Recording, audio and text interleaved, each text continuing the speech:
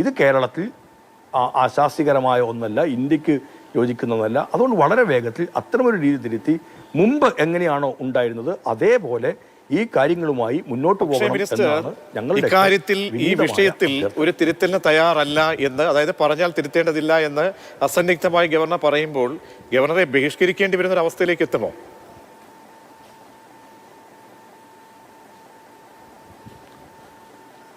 അതൊക്കെ കാത്തിരുന്നത് കാണേണ്ടതാണ്. ഓരോ പരിപാടികൾക്കകത്ത് എങ്ങനെയായിരിക്കും എന്നുള്ളത് അന്നേരം നമുക്ക് നോക്കാം.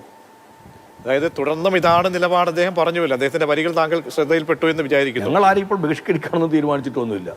അല്ല, ഇന്നത്തെ പരിപാടി ഞങ്ങൾ ഇപ്പോൾ ബഹിഷ്കരിക്കാണെന്നൊന്നും തീരുമാനിച്ചിട്ടില്ല. നിലപാടുകളാണ് ഉയർത്തിപ്പിടിക്കുന്നത്.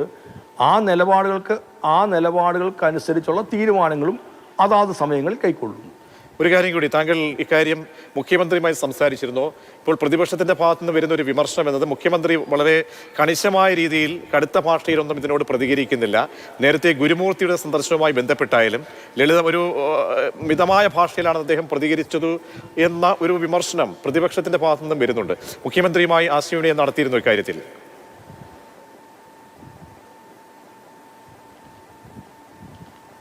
അല്ല, ഞാനിതുമായി ബന്ധപ്പെട്ട എല്ലാവരുമായിട്ടും ആശയവിനിമയം നടത്തേണ്ട എല്ലാവരുമായിട്ടും ആശയവിനിമയം നടത്തിയിട്ടുണ്ട്. പക്ഷേ ഗുരുമൂർത്തിയുടെ പ്രഭാഷണവുമായി ബന്ധപ്പെട്ട് കടുത്ത രീതിയിൽ തന്നെ കേരളത്തിൻ്റെ മുഖ്യമന്ത്രി പ്രതികരിച്ചിട്ടുണ്ട്. ഞാൻ ആ പ്രതികരണം അദ്ദേഹത്തിൻ്റെ ഒരു പ്രസ് മീറ്റുമായി ബന്ധപ്പെട്ട് ചാനലുകളിൽ വരുന്നത് കണ്ട ഒരാളാണ്. അതത്ര ലഘുവായി പ്രതികരിച്ചതായിട്ട് എനിക്ക് തോന്നിയിട്ടില്ല. ആ നിലപാടുകൾ അദ്ദേഹത്തിൻ്റെ വാക്കുകളിൽ വ്യക്തമായിരുന്നു.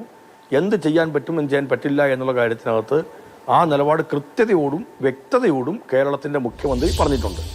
പ്രതിപക്ഷം ഉന്നയിക്കുന്നത് നമുക്ക് രാഷ്ട്രീയമായി ഇതിനകത്തുനിന്ന് വേറെ ഒരു ഇത് കിട്ടുമോ എന്നുള്ളത് നോക്കുന്നതാണ്. അതിനെ അങ്ങനെ കണ്ടാൽ മതിയാവും. ശരി, വളരെയധികം നന്ദി മിനിസ്റ്റർ പി പ്രസാദ്. ഈ വിഷയത്തിൽ ഗവർണറുടെ പ്രതികരണത്തിന് തൊട്ടു പിന്നാലെ താങ്കളുടെ നിലപാട് മാതൃഭൂമി ന്യൂസിലൂടെ അറിയിച്ചത്.